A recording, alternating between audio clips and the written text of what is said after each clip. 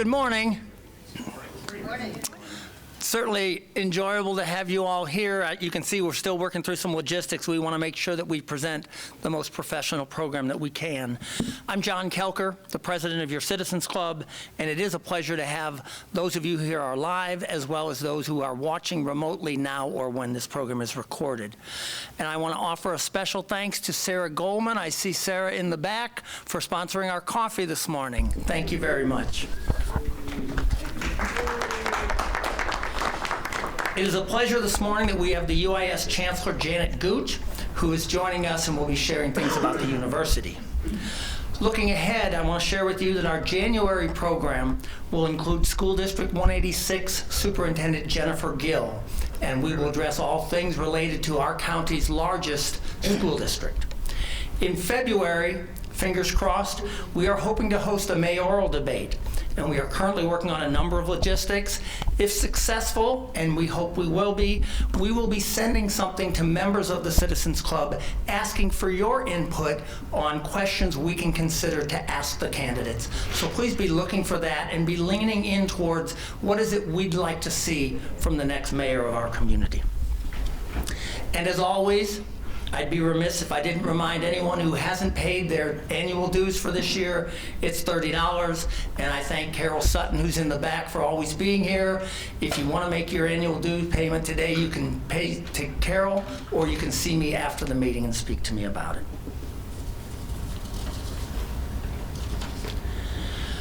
For today's program, I'm pleased to be joined by John Allen.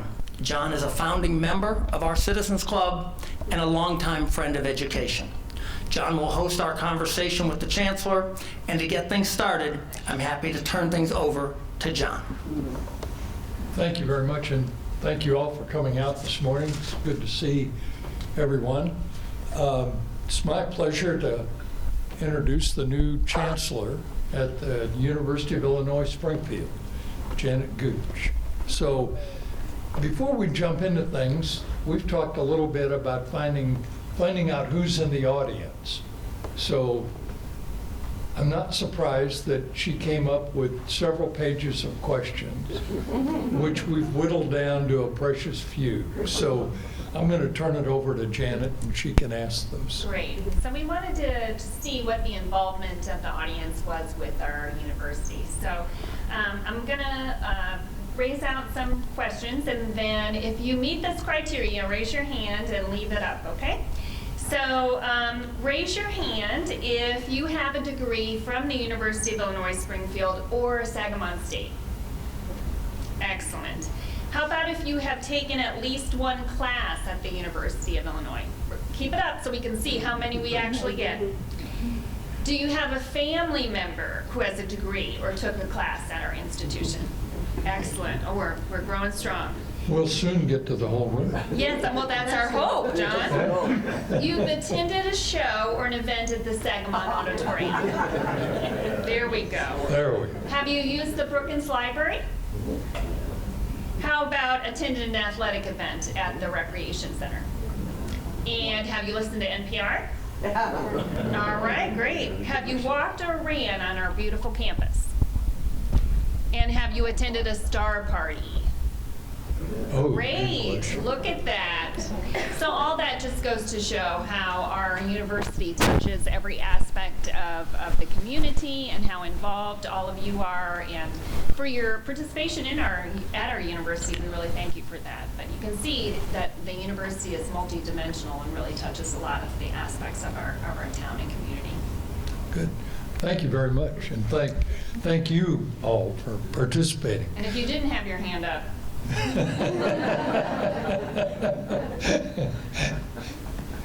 so this is a little bit different way, surprise, surprise, of getting to how you came to the university. So in your career, which started as a speech and language major, right?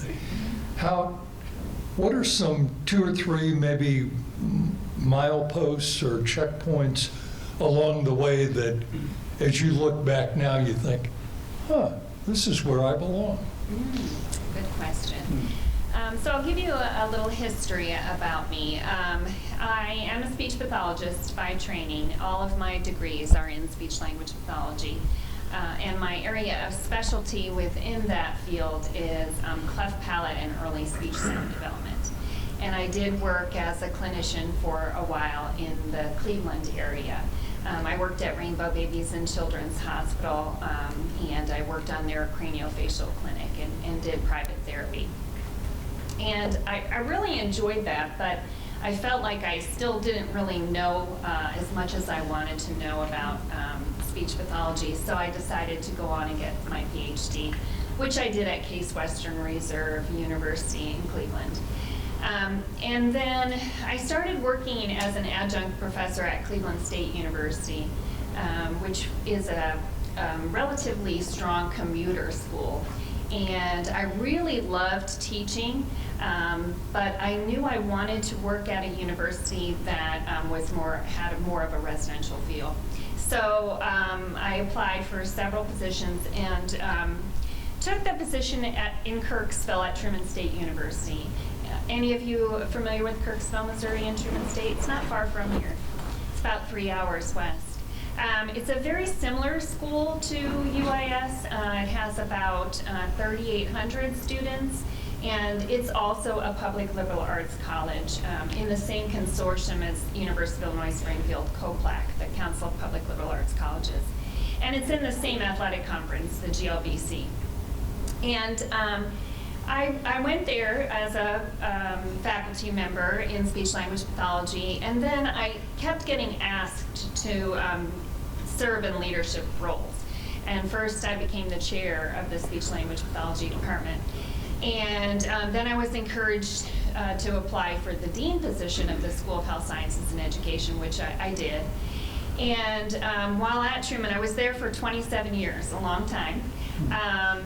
And I kept getting asked to do interim things too. I was asked to be the interim dean of the School of Science and Mathematics and the interim director of our Ronald D. McNair program. And I realized that I really liked these new challenges, and I really enjoyed leadership. I did miss the students, but I felt like that was really where my strengths lie in the area of leadership. I think one of the pivotal points in thinking about myself as a leader was I went to KU, University of Kansas, for my undergraduate degree, and I was the president of my sorority. And that was when the first time I really thought about myself as a leader. And from there, I really tried to develop that skill independently. So went to Truman, left there as the provost. I had been the provost for 5 years.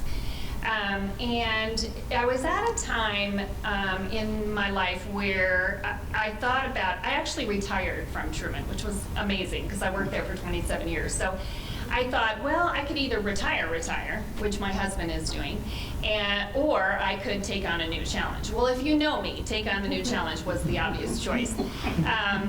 So I started looking around for opportunities, and the UIS job became available. And actually, I knew several people from University of Illinois Springfield through COPLAC, primarily Vicki Cook, who does a lot in online learning. I don't know if any of you know Vicki.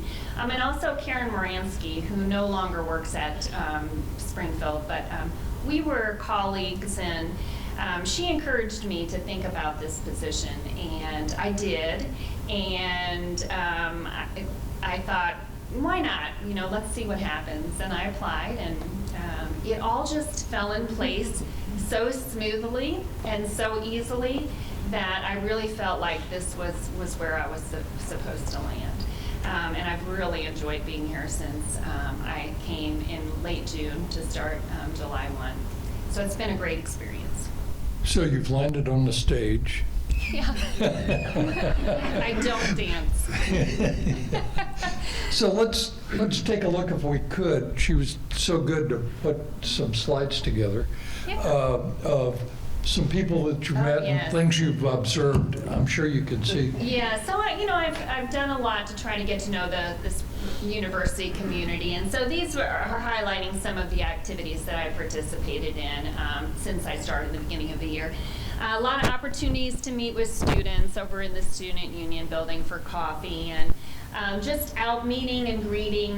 This was at our new student picnic earlier in the year, and just meeting some of the community out and about, opportunities like this, and just visiting the Lincoln Museum and just different functions. It's really been nice getting to know the community and our university community. And that's Dominic Watson over in the Yes, corner. yes. Yeah. That was at the ribbon cutting for the new entrepreneur space over Cap 19. What's it called? Cap 1908. 1908. Yeah, thanks. Yeah. I know I'm historical moment, so I should be better familiar with that. Yeah. So let's take a look at, if we could, around the enrollment. Sure. What's going on at the university? So I brought some statistics. Oh my Statistics goodness. are good. And here they are. Can you see over me? Yeah, so there we are. So I will take a few minutes just to brag, although this was all set in motion long before I came here. I just get to tout the achievement. But we were up 6.4% in our enrollment for the fall of 2022. Which was really a very nice accomplishment for us. And again, it's been the work of a lot of other people, not me. But we did a lot of changes to our processes. We streamlined some things. We've worked with community colleges to develop partnerships for transfer students, that kind of thing. So we have 4,200 students enrolled currently. 2,400 are undergrad, and then the remaining 1,800 are graduate students. And provided a little bit of information about the student demographic in regard to race. So 55% of our students are white, and 12% are Black, African American, 8% Hispanic, and then 15% of our students are international. We recently entered into a partnership with a company called Shorelight, who helps us recruit international students who are particularly well suited for University of Illinois Springfield, which has been a nice partnership. 38% of our programs are online, and that is very helpful to students who are out there working and have families, and the adult population. So we're very proud to be able to serve a variety of students. We have 900. Chancellor? Yes. Chancellor, can I have you move that microphone a little bit closer? Sure. Not quite loud enough? All right. Let me know if that's a little better. We have 900 students who live on campus, and 240 student athletes, which is a nice figure. Hopefully you've attended some of our athletic events this year. We had a really good success with our athletic clubs this fall. Many of you may know that our men's cross country team went out to the national competition. They placed 6th. Our soccer team made it into the district playoffs. Our volleyball team made it to the district playoffs. So really good accomplishment there. And greater than 70% of our students are Illinois residents. That really fits with our mission as a public institution. So. And just in terms of the town and gown kind of connections, before there were dorms, there were all commuter students, right? So over time, has the number of students kind of mid-career increased, decreased, stayed about the same? Would you have some sense of that? I think it's pretty stable. We do have a lot of first-time freshmen still, and we have a lot of transfer students who come to us from community colleges and other four-year institutions. And then we do have a portion of adult learners on our campus. Sure. So we've got this as background with the university and the meet and greet kind of thing. So as you've stepped back and said, okay, here's what I'm going to focus on, here's what I think the university should focus on, could you share some of those ideas about where you see the university moving. What are the next steps? Sure. So enrollment and retention are still top priorities. We've, as I said, we did see an increase this fall, but that's something that we really still need to keep our eye on. We've recently reorganized into 4 new colleges, and we have a new college. We just need a break for a minute. Okay. There's a problem with the microphone. Oh.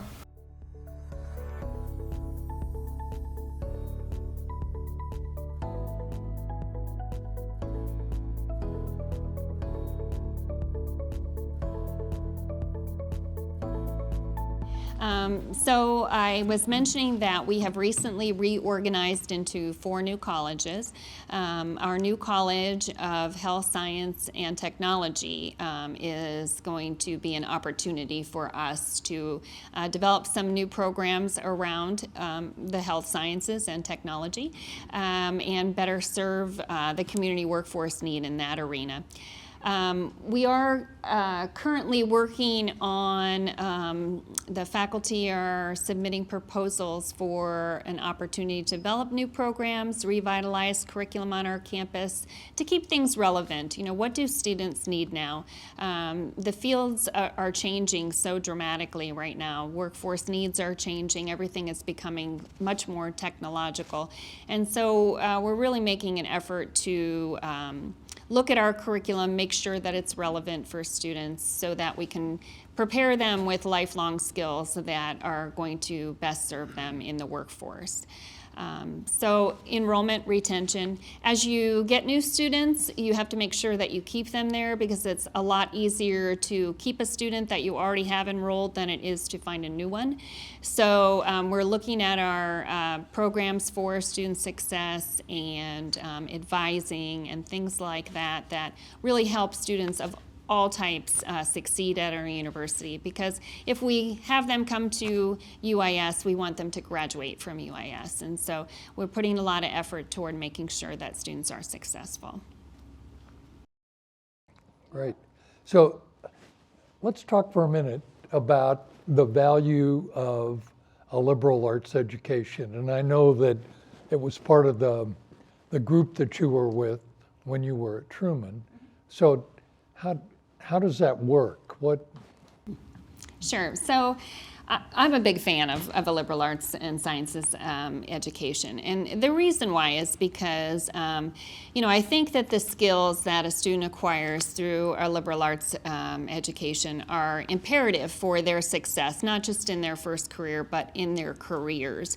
So the ability to think critically and to solve problems, work in teams, that's what we're teaching students. It's not, historical facts or we're teaching them the essential skills for a productive life. How to be a community citizen. What does that mean? How do you give back to your community? How do you work in teams to solve problems that affect everyone? What is the value of learning? Those are the things and the values that we're trying to instill in students at UIS. Again, to make them successful throughout their lives, to make them, happy people who feel like they have a purpose in their life. So one of the descriptors that I read about your work at Truman was kind of a focus or an emphasis on diversity, equity, and inclusion. So what kind of things, what kind of programs, what kind of initiatives might we expect to see to move the university along that way? Mm-hmm. That is something that we're thinking about at UIS as well. We recently had a group look at our hiring practices and with an aim at diversifying our faculty hires, looking at processes for hiring and thinking about how we hire a more diverse faculty as our student body becomes more diverse. That's very important for students to come and learn with people who share the same values as them and look like them them and understand the backgrounds that they are coming from. So that's one area that we're focusing on.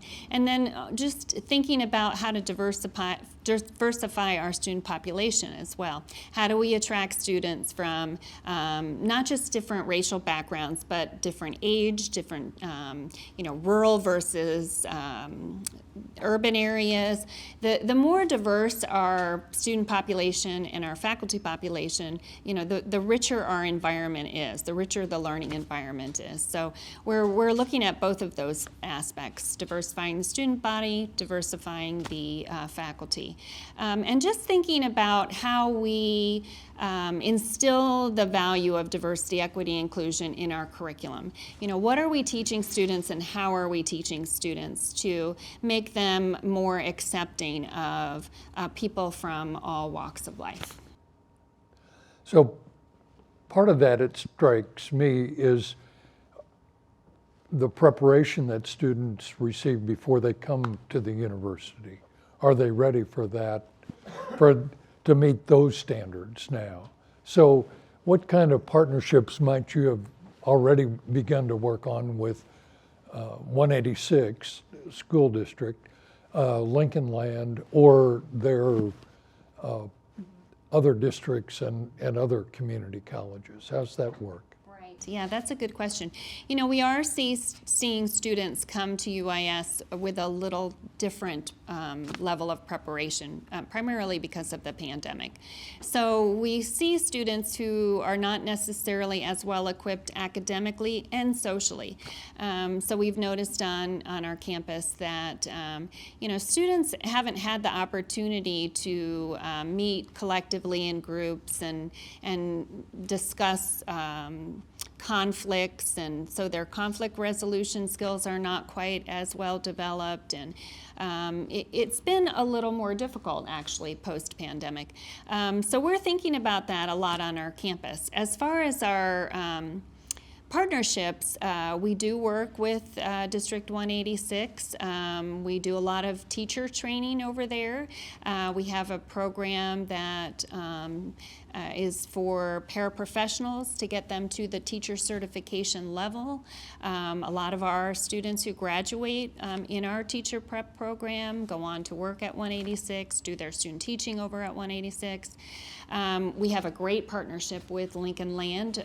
We renewed our memorandum of understanding with them earlier in the year when I first came. We went through a lot of review of our processes to see how easily a student from Lincoln Land could articulate and transfer over to UIS, and we did a lot of cleanup of that process so that it was much more streamlined, so that they knew exactly what classes they would need to take to finish their degree at UIS, and get some advising not only from Lincoln Land advisors but from University of Illinois Springfield advisors as they were thinking about making that transition. And we have partnerships like that with a number of community colleges, not just Lincoln Land, but it's very important that we do have that relationship with Lincoln Land since they are such a close neighbor. Very close neighbor. Right. Yes. So how would you characterize how other people in the university, other universities, how do they characterize UIS? How do they see that? It's a regional. Comprehensive, yes. That is our mission, I guess. We're a regional comprehensive institution. What I think is unique about UIS, though, is that focus on the liberal arts, developing those liberal arts skills that I talked about for our students. Within COPLAC, the Council of Public Liberal Arts Colleges, that's a consortium of roughly 25 to 30 universities across the country who are public liberal arts colleges. UIS is viewed as a real leader in the online arena, and that's how I became to know UIS and really respect what was happening here. And I think that's of significant value for UIS reputationally. We just do that well, and that is a little unique given that we do emphasize those liberal arts. There's still such opportunity at UIS for engaged learning, even in the online environment, which is hard to do. You know, that's a struggle. If you've ever taken an online course, you know, a lot of times you're just sitting there looking at your computer, reading materials and taking quizzes. That's not what the UIS online experience is like. It's much more engaged. And that's a really nice something to be known for, really very valuable. So does that come from faculty and understanding that? Or does it come from, we really need to move this along differently than just reading my notes and taking a Yeah, quiz? I think it's both. You know, I think the UIS faculty are committed to engaged learning for our students, no matter how they're participating at our institution. We want to be leaders in that environment. You know, our Center for Online Learning, they're constantly thinking about ways to improve what faculty do. So the other area of interest and headlines recently was the downtown initiative. Yes. So that's neat. That's It is. going to bring some excitement downtown. Right. Continue it. Yes. So I'm sure many of you are aware, and you saw in the news that we did finally purchase the building downtown, just a couple blocks away from the Capitol. Since the city removed the parking structure there, we have this great view of the Capitol.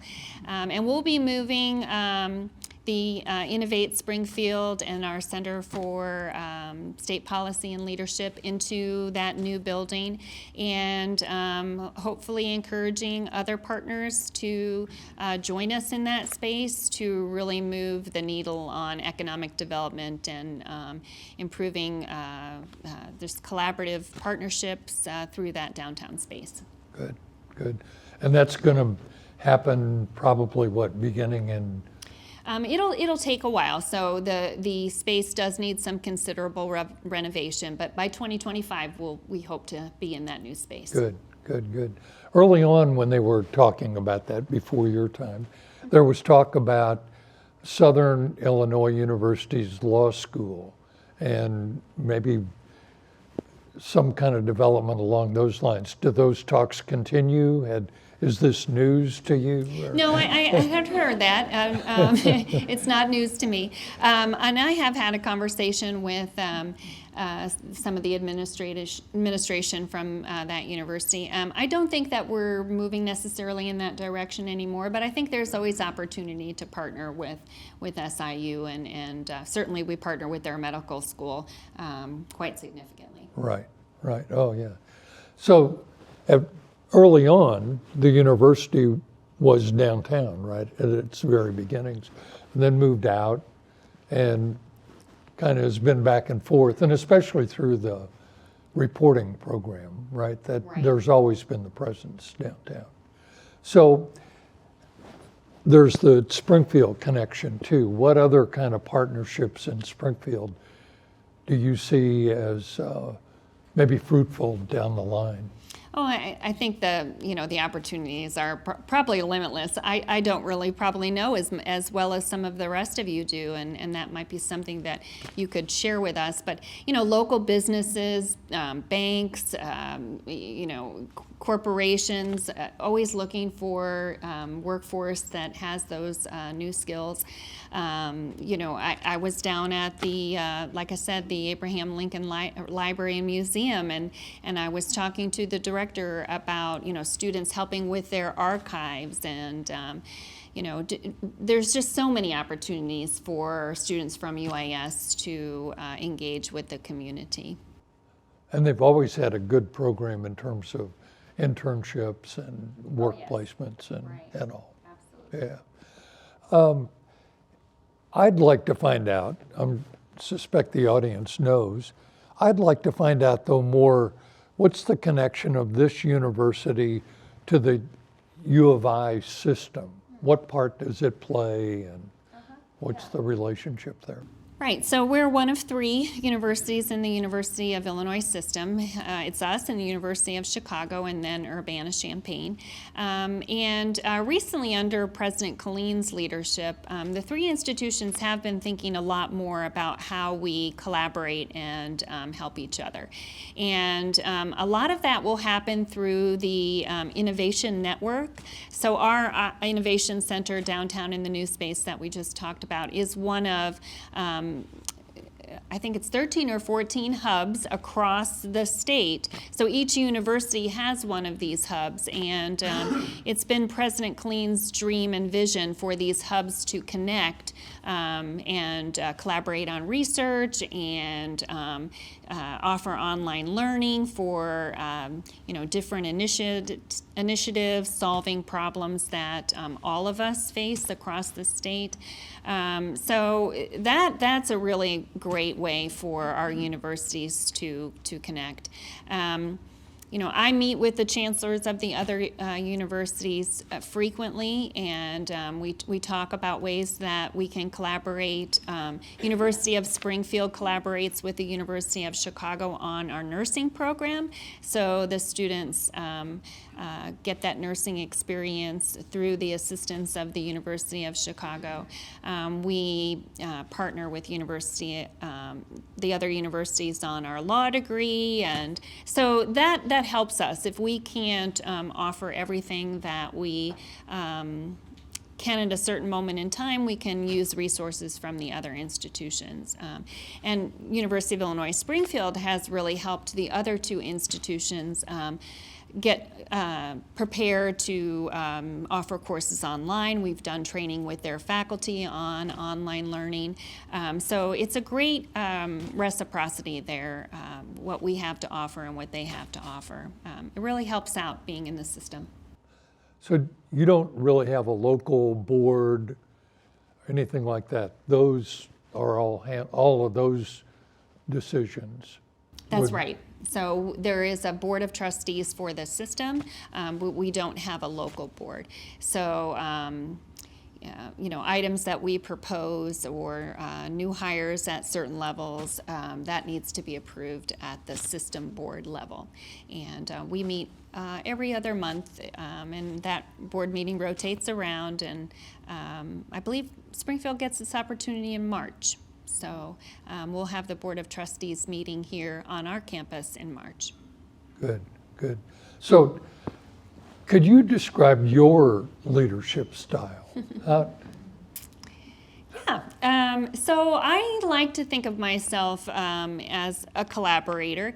I lead by example, I think. So I am frequently asking myself if I'm asking of people something that I would not do myself, and if the answer is no, I tend to think twice about asking people about that.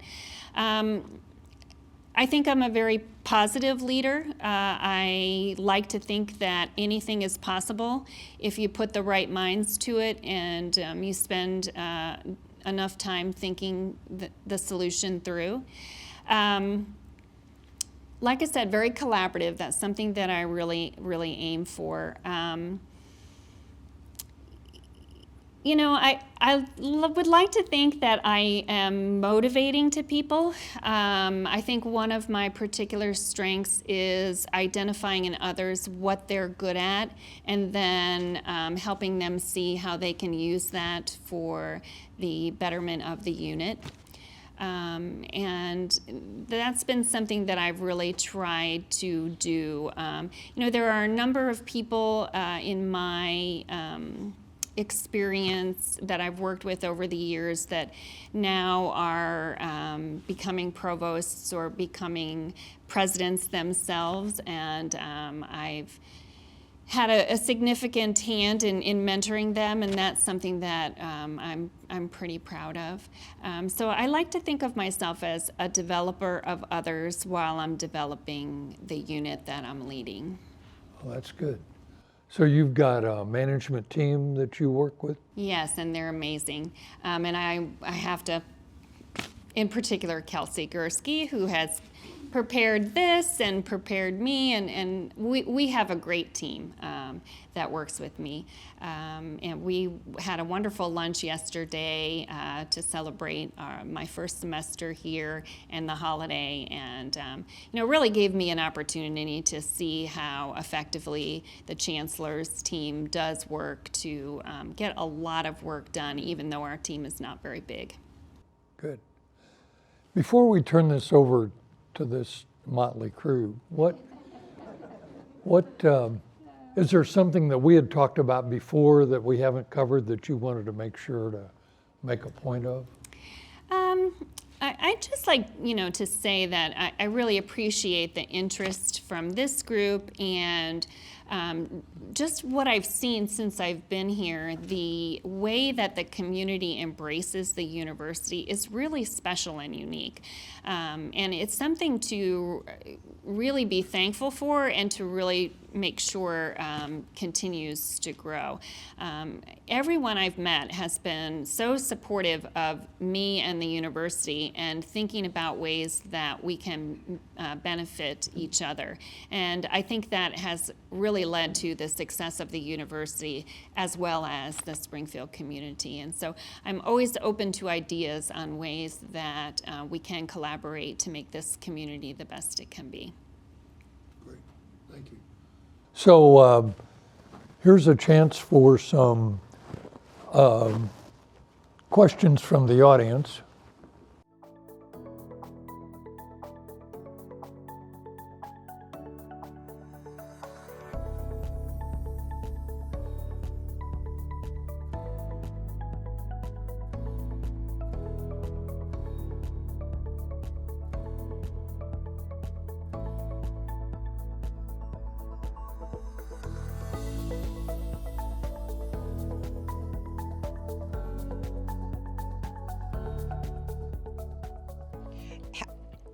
What percentage of the students are first-time participants from their families in university? And do you have much difficulty with having to give warnings to students, as I've heard of at other universities, if something's going to come up that will upset them? Is that an issue here? I'm sorry? The trigger. The trigger. First, oh gosh, do we know that? How many students are first-generation students? About a third of our undergraduate students, says Kelsey. We do have a high percentage of first-time students, and that's really good because UIS is a great place for students who are first generation. Our class sizes are small. Faculty really aim to develop close relationships with students and provide them with the support they need.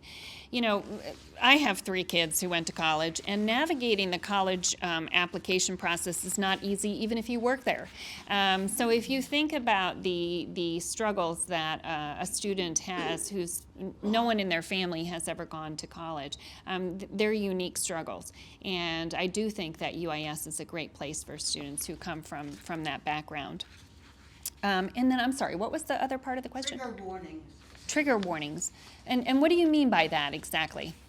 Does a professor have to warn students that they're going to say something about rape or anything that will make them distressed, and how do they handle that? Well, I don't know specifically about that piece, but we have seen some mental health challenges on our campus this semester and more recently than in the past. And we've been working very hard to provide appropriate services through our university counseling. Students have experienced, all of us have experienced a lot of trauma in recent years, and that has affected students in unique ways. And we're very conscious of that at the university, and we're like I said, we're making sure that university counseling services are supporting students in ways that they need. Our whole student affairs operation, it's not just our counseling services, but our advisors, our people in student affairs, athletic coaches, faculty, we're all I guess, over-aware of what students are dealing with and really trying to help them through some of the situations that they may be dealing with. Could you talk a little bit about the faculty? How many? Are they mainly professors or full-time versus part-time? I'm sure there's a mix, but just a sense of what kind of faculty do we have here? Sure. So I'm thinking that is in my notes somewhere, so let me get to that. Okay. So we have about 200 full-time faculty and just over about 500 staff. I don't know how many are tenure-track faculty versus adjunct. The majority of them are tenure-track faculty, but we do have adjunct faculty. And they serve a very distinctive purpose on our campus. So, in our online programs, a faculty member doesn't necessarily need to be on campus to help contribute to those programs. And we can sometimes hire adjunct faculty who have particular skills that are unique if they're adjunct as opposed to being here in Springfield. We do offer 56 bachelor's degrees at University of Illinois Springfield and 44 master's, and then we have our signature doctorate program in public administration. So it's quite a variety, and we are currently, we're always hiring new faculty in different areas as faculty retire or leave, and we'll really be looking at our faculty composition now that we've reorganized into those four new colleges. We may be developing programs where we need faculty to teach in unique and new areas.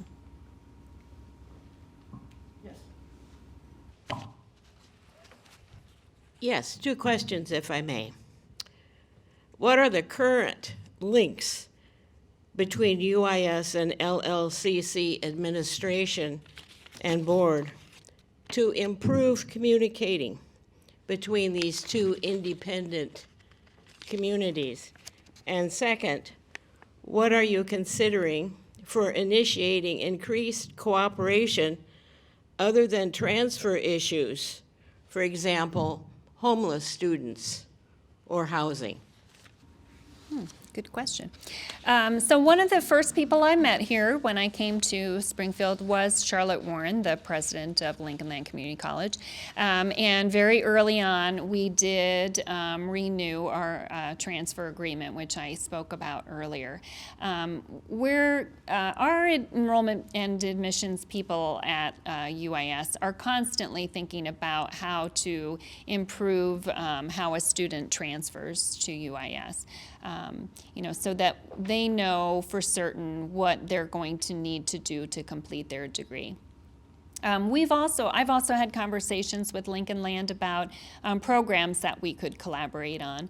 They offer an associate's degree in nursing, and so we talked about it. Is there a possibility to have their students come over to Springfield into our nursing program, or is there another nursing degree that we might be able to offer at the University of Illinois Springfield, whether that would be a master's or whatever. So we're constantly thinking about ways that the two institutions can work together to provide more opportunities for students. As far as homeless students, that isn't something that I've necessarily talked about with Lincoln Land. I'm not sure. I know that the students that come to UIS, we're certain that they have housing. We had like I said, an increase in our international student population this year, and we had some special effort around making sure that all of those students had a place to live. And And we do have resources for students if they are having trouble finding housing. So I don't know if I have much more to say about that. I'm not sure that homelessness in our student population is necessarily an issue. Hi, good morning. I just had a few quick questions. You mentioned that the university is a liberal arts school. Recently, I guess in the past decade, there's been many schools around the country that have been liberal arts schools that have unfortunately had funding issues or there's had some limitations and stuff. So my first question was, do you see anything beyond that scope given the other two universities in the system, UIC and Urbana, or research universities?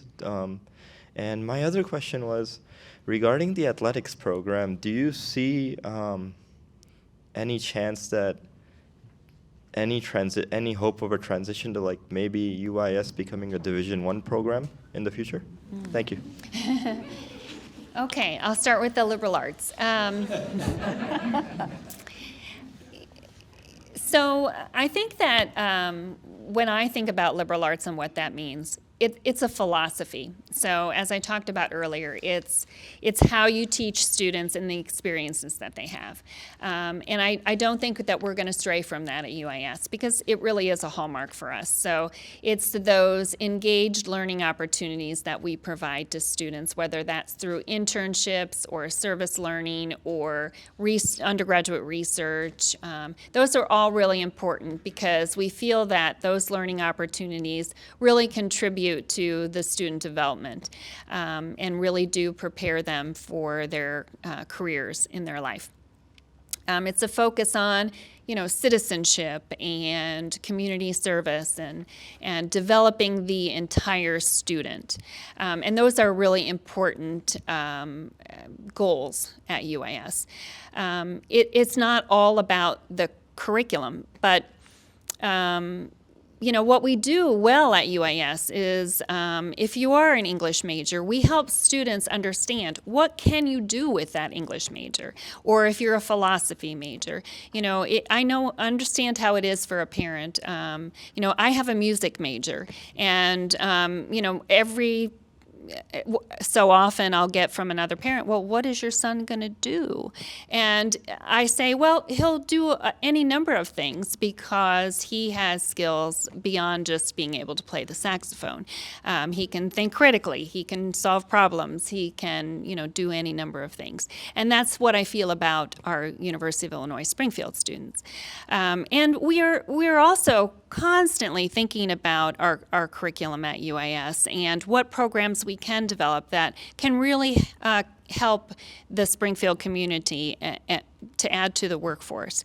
So some of our new programs like data analytics, that's a great example of a program that is going to produce students that are going to be valuable in the workforce. How do you analyze data? Not just analyze it, but be able to look at it meaningfully and be able to tell people, well, it's not just these numbers, but this is the importance of this data to solve certain problems. So our curriculum is very strong, and that is not just because of the content, but the way that it is delivered. So, yes, did you want to go ahead and add something? Okay, so I was going to switch over to the athletics. Division I. No, I don't think we have a place there. Our athletic teams are amazing, and our athletic programs are amazing, and our athletes are amazing.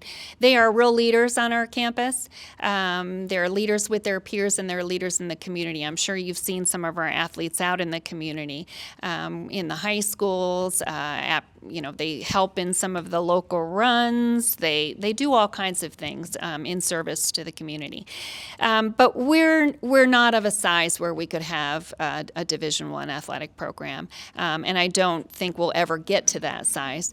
And to have a Division I athletics program costs a lot of money.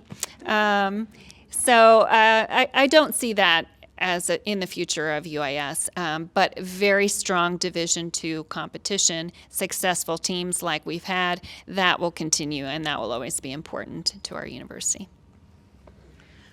I wanted to ask about two things related to the community. First, what has been your reaction to Springfield in terms of what are the things that the community is as you might have expected, and any surprises that you've had moving here to Springfield? And secondly, what is your favorite place to run to train for your marathons?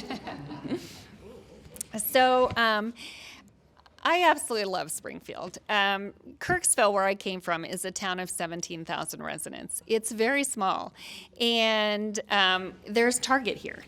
So, no, I'm just kidding. But there are so many more opportunities. There are lovely restaurants and shopping and historical places to visit, and there's just a lot going on here. I have often said jokingly that one of the best things about working at UIS is I have a performance arena in my basement, so because I work in the PAC building, and that's, just the opportunities here are outstanding. I think there's always something that you can find to do. Something that's been surprising to me about Springfield.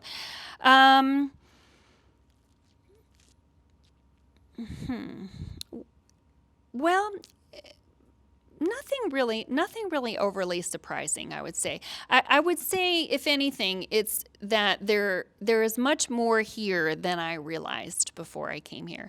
And as I've gone to different places, I've just been really impressed with what there is in Springfield and the opportunity for growth. That's the thing. I think that there is so much more opportunity. The whole moving of the rail system and the transportation hub and, all of those projects just really speak, very favorably for the future of Springfield, which is exciting. Where do I like to run? Well, I live over on the west side by Centennial Park, and so my go-to is the Sangamon Valley Trail. I've been running that a lot. I run on the trail for a little bit, and then I skip off into the developments, and then I get back on to the trail. But on the weekends, I like to go to different spots just to shake it up, and I love Washington Park. That is beautiful. I've done a lot of the local races, which have been really fun. I just did the Frostbite Festival. It's a 10-mile run that starts from the Fit Club. And there were so many hills, I was just shocked. That's what was surprising, Karen. I have been running on the flattest of surfaces, and then I go do this 10-mile, and it was like they pulled out every hill in Springfield for that run. But it's a great running community. It really is, and biking too. So I've loved that. Just as a quick follow-up to that, I understand you ran in the New York City Marathon recently. How many other marathons have you run? So that was number 23 for me. I've done New York a couple times and Boston. If any of you saw my picture that my social media folks posted, I said, this is how you know I love the University of Illinois Springfield. If I will let a picture like that post 26 miles of running, you know I love the university. I just want to thank you for being here. We're really excited to have you in Springfield. I want to talk about the 15% international students. And a long time ago, there was a program that allowed them to have a house parent in Springfield to connect with the community, so that on the holiday breaks or whatever, we would go out and pick up our Indian student and show them what a Christmas in our home or Thanksgiving or Halloween would look like. And I wondered if you had thought about that. I don't know, maybe that still exists, but if it doesn't, it's a great way to connect with everyone in this room if they would be a house parent to a student, not to live with us, but just to go out there and see them play cricket or learn about their nationality as well as they learn about us. Oh, I love that idea. I don't know if that still exists. but it would certainly be something to have a conversation about if it is not still in process. Our international student population ebbed for a while, as you can imagine. So we saw a decline, certainly in our international recruitment during the pandemic. So it's just this year that we've seen a little bit of a rebound. So a program like that may have not been a focus over the last several years. But that's something I can definitely talk about with our international student office. That sounds like a really nice opportunity. Yes, mine is more about what I've been doing in the last week. I've been out there 3 times, I believe, to the university to see what's going on, or to be involved, to be asked to be involved, but attending basketball games and having the Performing Arts building opened up for the evening for us all to go through 12 stations throughout that building when we go to see performances, but now we know a lot more about that. And to be asked also to sit on a committee that's involved in the athletic staff and so forth. So there's 3 options that I've been engaged in at the university within the last week. So we all have opportunities, and I appreciate the opportunities. Thanks. Thanks, Paul. As we are very close to wrapping up, and so the timing is perfect for what Paul just shared. I got to serve on the advisory committee for the social work.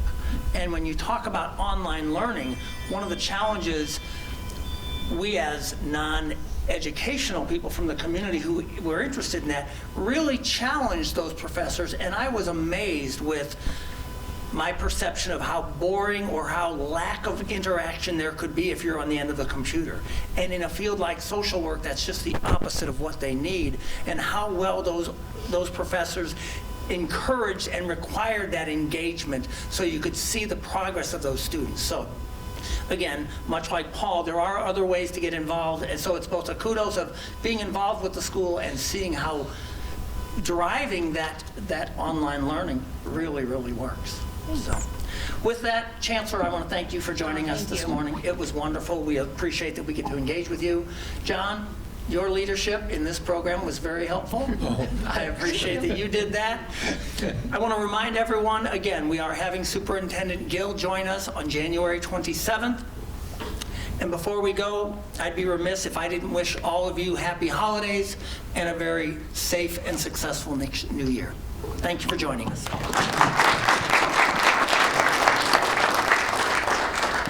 Thank you. Gosh, thank you.